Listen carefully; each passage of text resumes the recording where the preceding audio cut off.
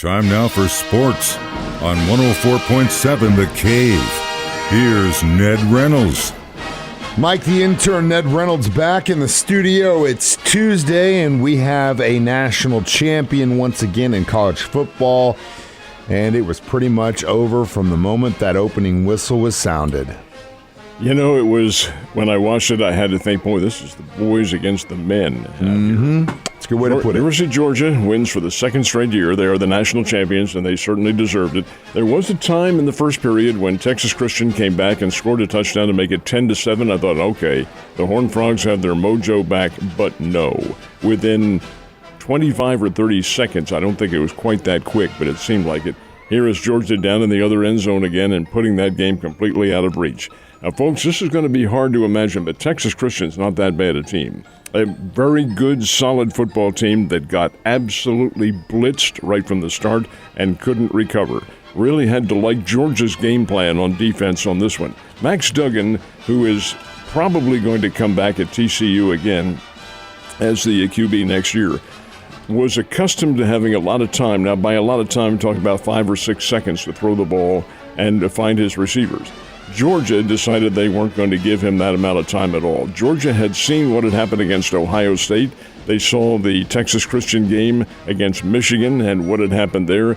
We're going to put a lot of pressure, which they can do, and they just were relentless in making Duggan totally uncomfortable in the backfield and really blitzing him constantly and taking him completely out of his pattern and out of the rhythm that he has at QB. And therein lay the difference. Furthermore, the TCU defense really had their mojo taken completely away from them when Georgia just completely ran all over them. Not only running, but passing. Stetson Bennett's a good quarterback. That offensive line that the Bulldogs have, really, really very good. 65-7 is the final score in favor of the Georgia Bulldogs. They are the national champs. Okay, I love the media because the media these days is so quick to climb on everybody's bandwagon and carry on. Georgia's here for the next 10, 15, 20 years. They're the new dynasty.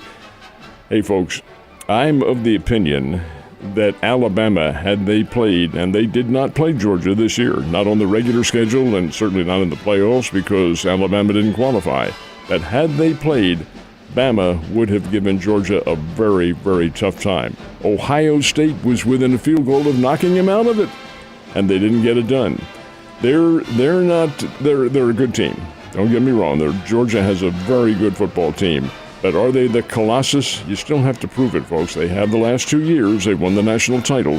Let's see what happens now down the stretch. Alabama and Nebraska and schools like that really governed football, did so over a period of decades.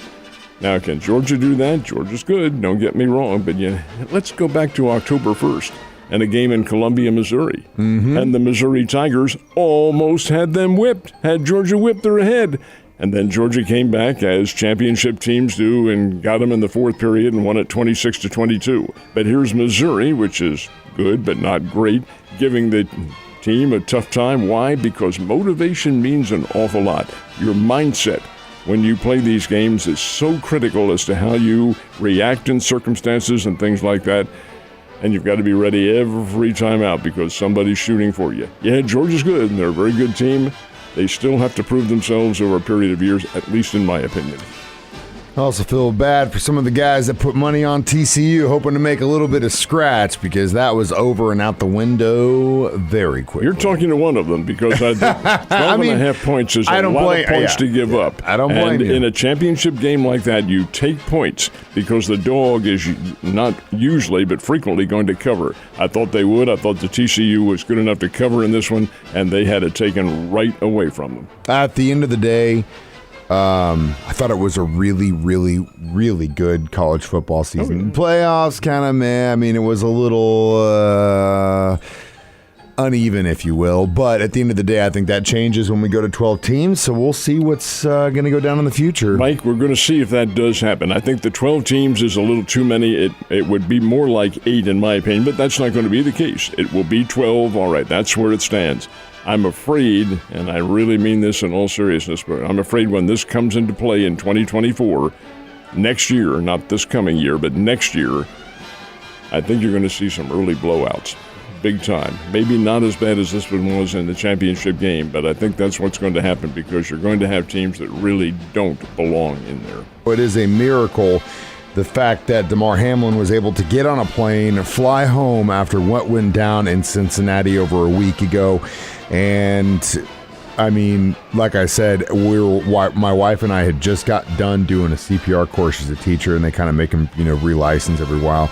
And she goes, when they have to resuscitate like that, it's not a good sign. But thank God he was where he was. He had some of the best training staff around him, and that's probably why he's still alive. Oh, not probably. It is why he's still alive. And there's a very good reason that your wife brought up in that, too. It is a miracle, and that's what we live in, is an age of miracles now. And having the resuscitation units, which are called ambus in many cases, or used to be anyway back in the old days, having them mandated in many of these venues is really, really critical. And it was in this case, too.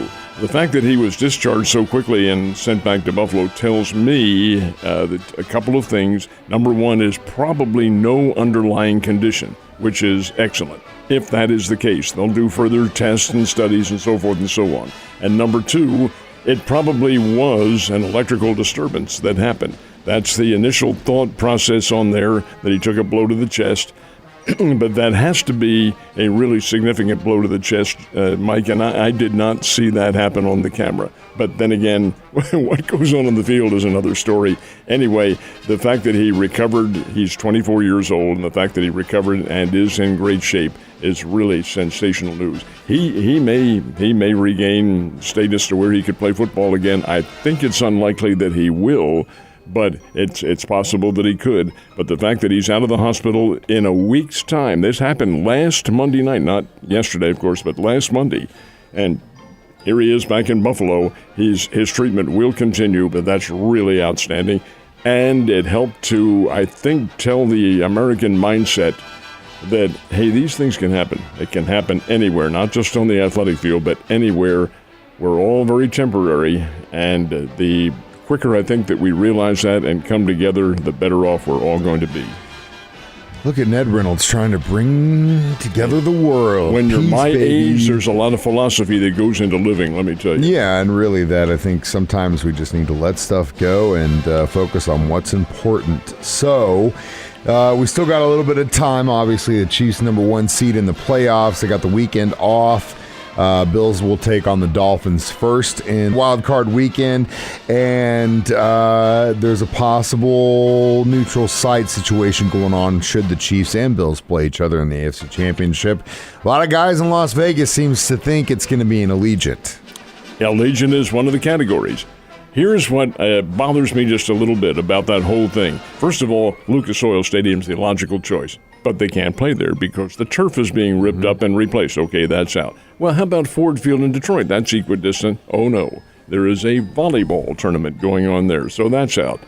Oh, my. Well, look, you've got the Chiefs and the Bills, both of whom play in what can be more Buffalo than Kansas City, harsh weather conditions. They're both outside teams. Play the game outside. Why not? Well, you have Heinz Field in Pittsburgh, which would be a little closer to Buffalo than it is to Kansas City, but you also have the stadium in Nashville, Tennessee, where the Tennessee Titans play, could be there. But what they're proposing now is SoFi in Los Angeles. I find that to be completely out of context. How the local fans going out there? Come on, that ain't going to happen. Raymond James Stadium in Tampa, maybe. And Allegiant Field in Las Vegas, possibly. But why do you have to have pristine circumstances? These teams are accustomed to playing in harsh weather conditions. Put them outside and take your chances. But we'll see what the NFL decides. I think they're looking for some kind of a nirvana for football, for a possible, it's not a definite yet, but it's a possibility that the Bills and Chiefs would play again. We'll see what happens. The Chiefs aren't really assured of who they're going to play in their next round. They'll play the lowest remaining seeded team. Right now they have it proposed as the winner of the game between the Chargers and Jacksonville, but that may not be the case. Baltimore has a chance of getting in there. It could be. There's any level of possibility remaining, but all becomes a whole lot more clear after this weekend in which Kansas City will be sitting and relaxing. And getting rest, and that is something we definitely want to hear. Yeah, well, being out there for a game, you can definitely see why the NFL wanted a team in Las Vegas, because the whole stadium was red. And if your team travels well, they're going to take that place over. And I don't feel bad for Raiders fans, but you kind of have to, because it's like they don't really have any home place, because it's a travel destination, which makes sense as to why that would be the neutral site. But you mentioned snow. I mean, hell, didn't the Bills have a game canceled due to weather this year already? Didn't have it canceled, had it moved. Had it moved, right? Well, it's funny how everyone wants to complain about how everyone loves the Chiefs and blah, blah, blah, blah, blah. But you know what? It's funny. They make a rule change in season. They make overtime rule changes in season. They move a game due to snow. And then, of course, the implementation of a neutral site because of how everything went down last week. The people that got screwed the most were the Bengals, because the Bengals, ultimately what they did on the field was the right call. But you know what? As an organization, I would have had everyone in the front office while that decision was being made saying, you know what? Let's hold on here. If we decide to not play this game, what are the possible outcomes that could happen? And the Bengals could have said, we're going to get screwed. No, you're going to have to forfeit, or we're going to finish this game. Ultimately, I think it comes back down to, we got screwed on a coin toss 4 years ago and lost an AFC championship game to a coin toss. They didn't make rule changes for us then, but all of a sudden now the NFL can change in the middle of the season. Yeah, it's a great look. All right, now let's move on. Missouri and Arkansas. They're doing pretty good this basketball season. They are. The Arkansas Razorbacks are ranked 15th in America, and they have a game tomorrow night in Fayetteville in which number 4 in America comes in to play them. Number 4 happens to be in their conference and happens to be the Crimson Tide. That's exactly right, folks. Alabama on football, hey, one of the great stories in all of American sports. Their basketball team is damn good. They're number 4 in the nation. They can play. They took apart Kentucky on Saturday, made Kentucky look terrible. Anyway, Alabama and Arkansas, they play tomorrow night in Fayetteville. Missouri is ranked 20th. Now, Missouri did lose to Arkansas last week. Ranked 20th in the country. They go down to College Station to play Texas A&M conference game, and that is also tomorrow night. What's interesting about that game is that Texas A&M started the year as one of the top teams in America and lost almost from the opening tip-off of the season. Lost to a Missouri Valley Conference team. And you have to wonder how really strong they are. Anyway, it'll be Mizzou and Texas A&M tomorrow, Arkansas and Alabama, and the Missouri State Bears playing tomorrow night at Illinois State up at Normal. That's Dana Ford's old stomping grounds. Bears are coming off a loss to Belmont. That will be tough to overcome. Belmont's a good team. And you say, well, Illinois State's not as good as Belmont. No, their record isn't, but they beat Belmont earlier this year. So we will see what comes out in the wash. It always does. Been exciting so far, and I know it's going to be crazy here in about a month and a half, 2 months when the tournament begins. Ned, you have a wonderful Tuesday. It's good to be back and in the room with you, sir.